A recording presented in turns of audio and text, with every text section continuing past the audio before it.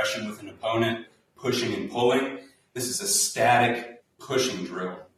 So again, you're going to square up with your partner and always start from an exploratory standpoint. Our hands are clasped and we're just feeling what hard pressure and soft pressure feels like. We can go tall, we can go in, pressing here. This can start to become a little bit more dynamic as we move on, but first you want to be focusing on posture. So the knees are slightly bent, the spine is tall, and the chin is tucked. From here, just like we did with the pulling drill, now start thinking about how your core is pushing. It's the coiling of the hips and not the arm pressure that's creating a lot of that power and stability. I could feel the difference just from changing that thought, right? It's really pushing from here to get it going. The same cue applies of keeping your hands out flat and your elbows in tucked, right? This is going to protect them from ducking under. It's going to keep us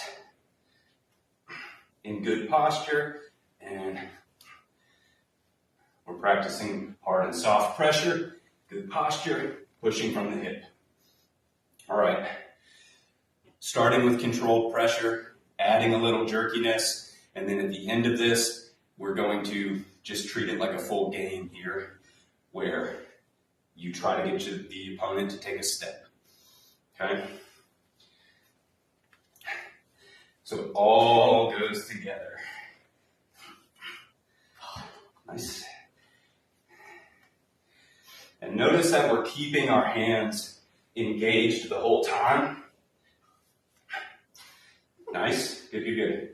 Trying to keep our hands engaged the whole time. It's okay if it comes off.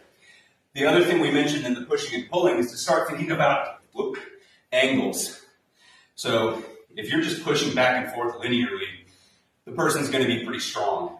So start seeing how you can apply certain pushing angles this way. Nice.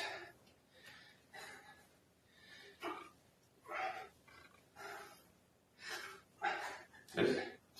One more variation to this is you actually could have hands starting away.